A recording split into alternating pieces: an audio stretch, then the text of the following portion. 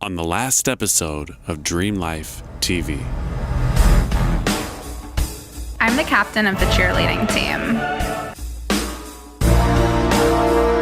Does this girl like me because I make music? Is this possible? Here's the number to my PE teacher. Not exactly what I was looking for.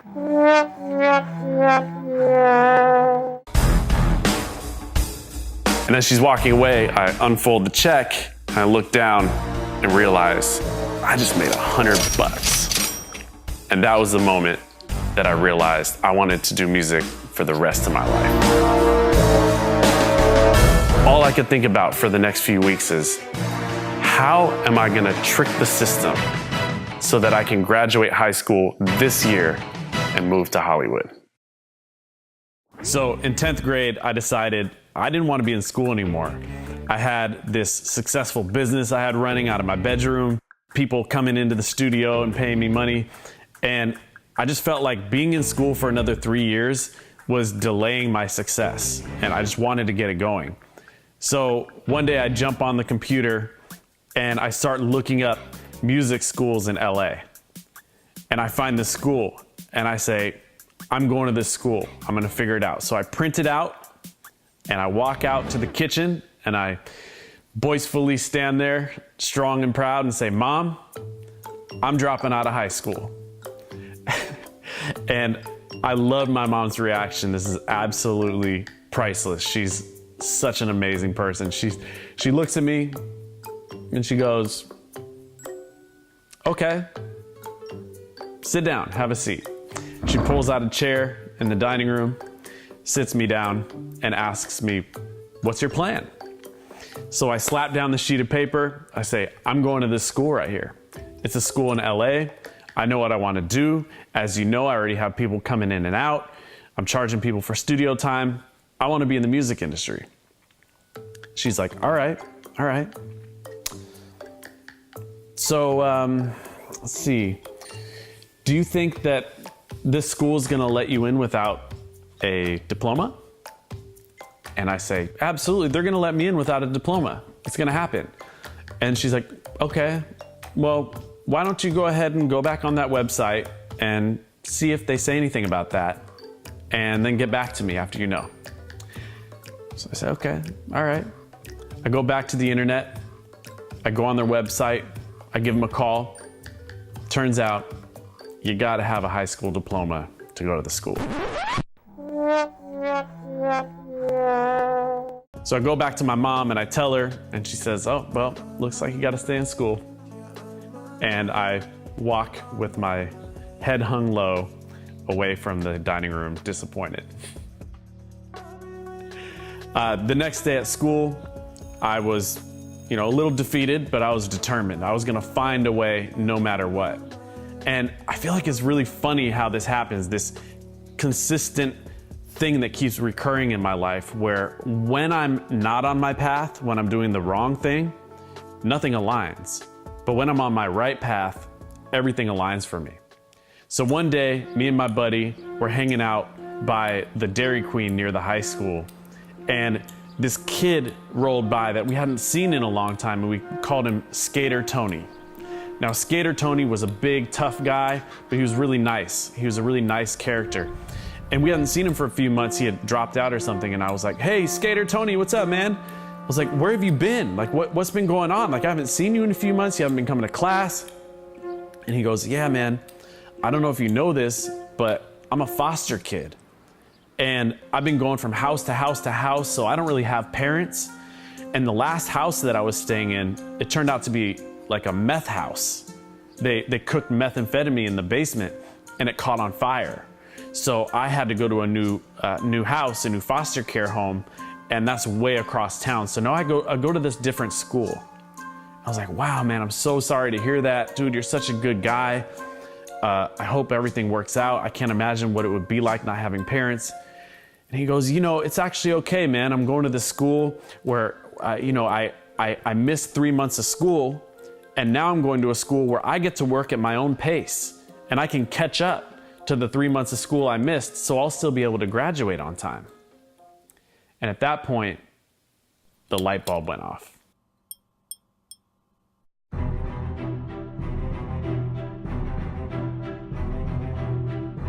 I said, wait, you can go at your own pace? You can actually, like let's say I went there, I could get 2 months of work done in 1 month? He's like, yeah, man, that's what I have to do. I have to work really hard, just keep my head to the ground, stay focused, and I have to get 6 months of school done in 3 months in order to catch back up so I can graduate on time. And I said, oh, what's the name of the school? And he told me the name of the school. It's like, okay. I wrote down the name, went back to class, and that night I looked it up.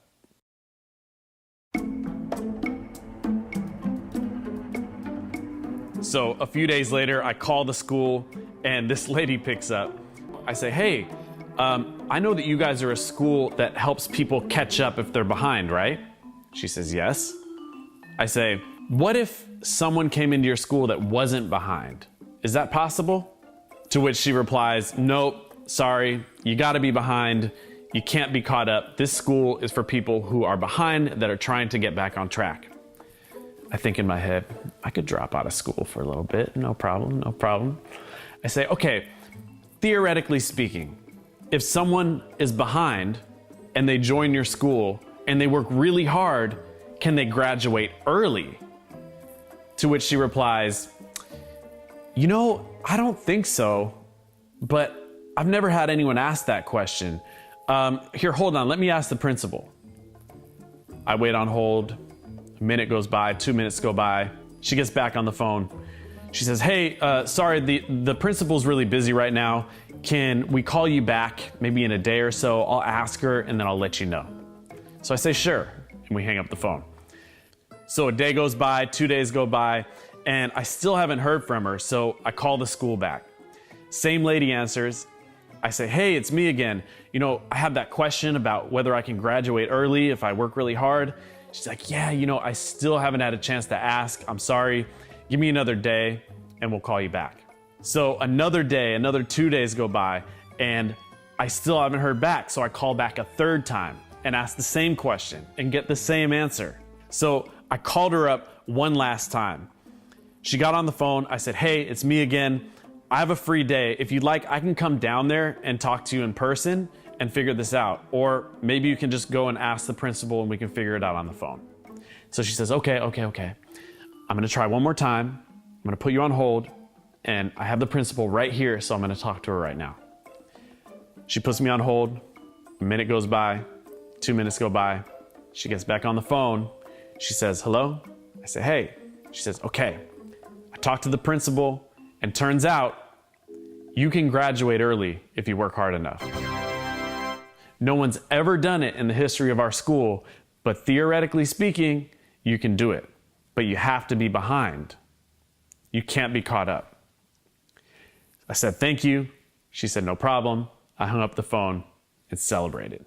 I was stoked. I couldn't believe that I'd found a loophole in the system, a way that I could graduate early and go to this school in LA. So I was super excited, and as soon as my mom got home, I completely ambushed her at the door. And I was like, Mom, guess what? She's like, what? I said, I'm dropping out of high school. She's like, okay, I thought we talked about this already. I'm pretty sure the college you want to go to doesn't let you go unless you have a high school diploma, remember? I said, yeah, but check this out. I found a school that lets people work at their own pace. And I called and they told me that I can go at my own pace and graduate early if I work hard enough. There was a silence. She thought. She looked at me, she said, it's a really good idea. And I was blown away. My mom always supported me. And that's what makes me so lucky, is she was always willing. We brought it to my dad. He felt the same way. He supported me as well. And they cheered me on. But I forgot to mention one thing. Mom, I have to drop out of school for a month. She was cool with that too. That was a very fun month. But the ensuing year and a half was me putting my head down, focusing, grinding, not thinking about anything else. From Monday to Friday, I went to school, I stayed focused, and on weekends and nights, I had studio sessions, making money, stacking up money, saving up money for this college. By the time I was a junior in high school, the first few weeks, I graduated early. I graduated on December 22nd, and on January 5th, I was in LA, in my apartment, settled in, ready to start school. Now, ever since then, I feel like that's my credo, that's my motto, that's the way that I live, is when I know I want something, I just get laser focused and nothing else matters. Just completely focused on the prize, and that's it. I feel like it's kind of funny how things work. Like I said, it's a theme of my life, where when I'm focused on the wrong thing, nothing aligns. It feels like a slug trying to win a race. But when I'm doing the right things, when I'm pushing forward, when I'm doing what I'm supposed to be doing, my calling, my mission, my life purpose, it's like a cheetah trying to win a race with a 500-foot advantage. Right? Everything just works out. And I'm so incredibly grateful that I had, whatever elements, whatever things came into my life, from support of different people to whatever I have within myself, that has gotten me to this place where I can have this attitude of knowing that I can achieve whatever I want, knowing that I can figure it out, knowing that I have what it takes, even if I don't know how I'm gonna do it. So I have this saying that I love, and it's, I have reverse paranoia. Everyone's out to help me. And it's kind of a funny quote, but it really rings true to me because some people might say like, oh, you had different circumstances than me. Your parents supported you, mine didn't. And that's why you're successful and I'm not. But I think the beauty of it is, and the truth in it is, that if you think that you're not going to be successful because of certain circumstances, you're right. But if you think you are going to be successful, regardless of your circumstances, you're right. It's all about what's in your head. Sure, some people start 50 feet behind, some people start 500 feet ahead of where I was, but the beauty is we all have some control, and I'm just so incredibly grateful for that.